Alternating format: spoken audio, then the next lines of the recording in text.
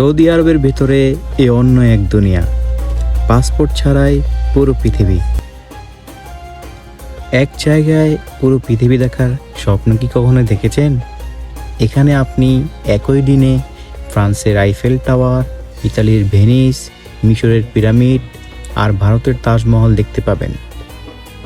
Saudi আরবের সবচেয়ে বড় আকর্ষণীয় জায়গাটির নাম হচ্ছে বুলেভার্ড ওয়ার্ল্ড। এখানে পা রাখলে আপনার মনে হবে আপনি কোনো জাদুর দেশে চলে এসেছেন। এখানে 22টি দেশের সংস্কৃতি এবং স্থাপত্যকে হুবহু তুলে ধরা হয়েছে। সালামু আলাইকুম বন্ধুরা, আমি তানজিদ সরোয়ার তানজু।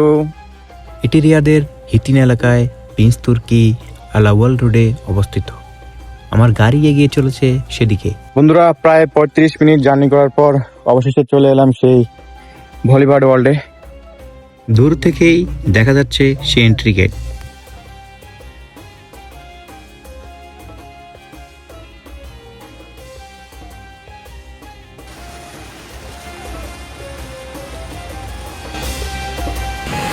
বন্ধুরা, দেখতেই পাচ্ছেন কত সুন্দর কৃত্রিম একটা লেক, তার পাশে একটি পাহাড়।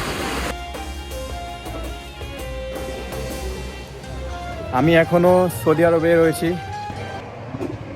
অসম্ভব সুন্দর একটি গুহা, তার মাঝখান দিয়ে এই রাস্তা বয়ে চলেছে।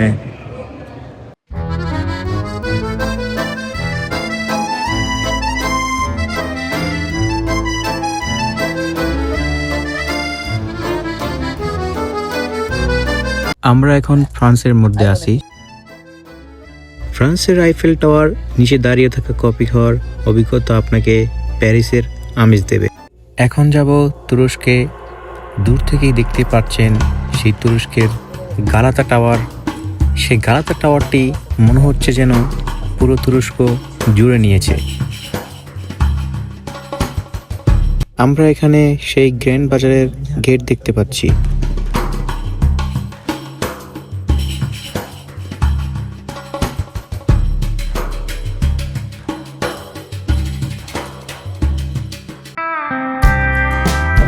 বন্ধুরা, আমরা অবশেষে চলে এলাম আমেরিকা, কোনো পাসপোর্ট ভিসা চেকিং ছাড়াই। আমেরিকায় অনেক ঘোরাঘুরি পর থেকে আমি সরাসরি চলে এলাম জাপানে।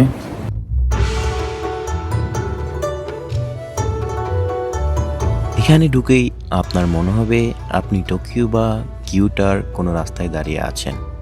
চারদিকে চেরি ব্লিসিম আর সুন্দর সব আর্কিটেকচার। জাপান শেষ করে চলে এলাম থাইল্যান্ডে আসা মানি ফ্লোটিং মার্কেট, সেটা অবশ্যই মিস করা যাবে না।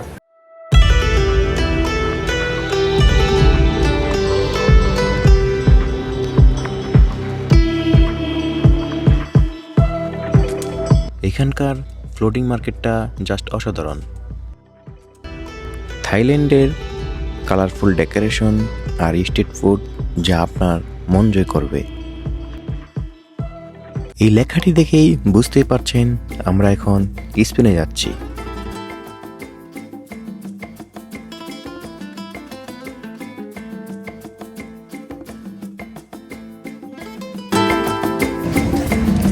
স্প্যানিশ দেখতে পাচ্ছেন বন্ধুরা, এটি হচ্ছে স্প্যানিশ খাবার।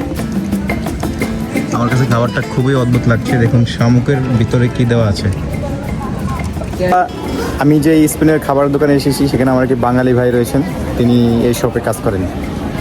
তো আপনারা যদি স্পেনে আসেন, যদি এই খাবার আপনাদের পছন্দ হয়, তাহলে আমার এই বাঙালি ভাইয়ের সাথে যোগাযোগ করুন। ভাইয়ের নাম কি? ইসমাইলের সাথে যোগাযোগ করবেন। এবং কি আমার আরও বাঙালি ভাইরা রয়েছেন। স্পেনে আসলে আপনাকে ইউরোপের একটি আমেজ দেবে। এখানকার ভাইবটাই একদম আলাদা। বন্ধুরা, স্পেনের পাশে রয়েছে মেক্সিকোর একটি সীমানা।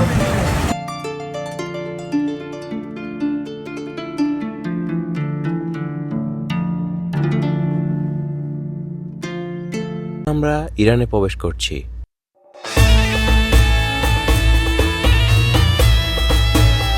এখানে আসলেই আপনার চোখে পড়বে ইরানিদের বিভিন্ন ধরনের খাবারের দোকান।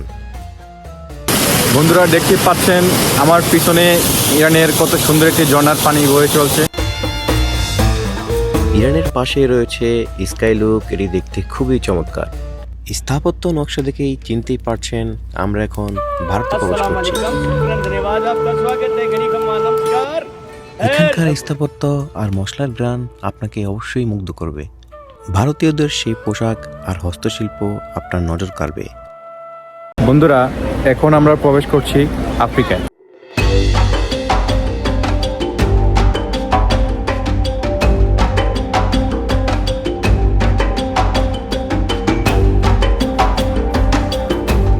আফ্রিকার এক অংশেই জুড়ে রয়েছে মিশর। আমি দূর থেকে দেখতে পেলাম মিশরের সেই পিরামিড। মনে হচ্ছে আমি সেই মিশরে আছি।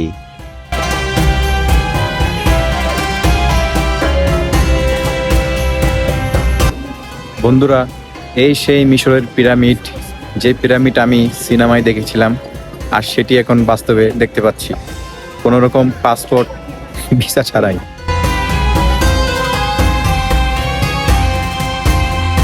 আমরা এখন গ্রিসে প্রবেশ করছি।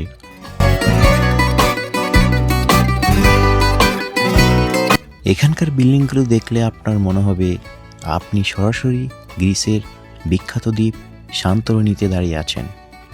এখানে আসলেই আপনার চোখে পড়বে সে কেবল রাইড। এখন আমরা ইতালিতে প্রবেশ করছি। ইতালি মানেই রোমান্টিক ভাইব। ভেনিসের সেই বিখ্যাত ক্যানেল আর গন্ডোলা রাইড এখানেও আছে। বন্ধুরা, আমরা এখন মরক্কো চলে এসেছি। এখানকার নীল দেয়াল আর বিখ্যাত মরক্কান মিন্টি আপনার মন ভালো করে দেবে।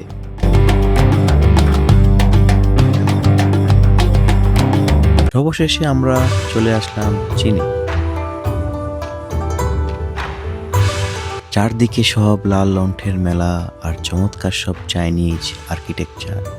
এখানে ছোটদের জন্য রাইড এবং বড়দের জন্য কেনাকাটার দারুণ সুযোগ রয়েছে।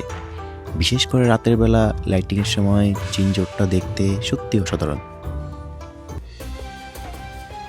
আমরা যেখান থেকে শুরু করেছিলাম অবশেষে সেখানে চলে আসলাম। এই সেই সৌদি আরব, সৌদি আরবিয়ানদের বিল্ডিং, তাদের দৃষ্টি কালচার। আমার পেছনে দেখতে পাচ্ছেন উট।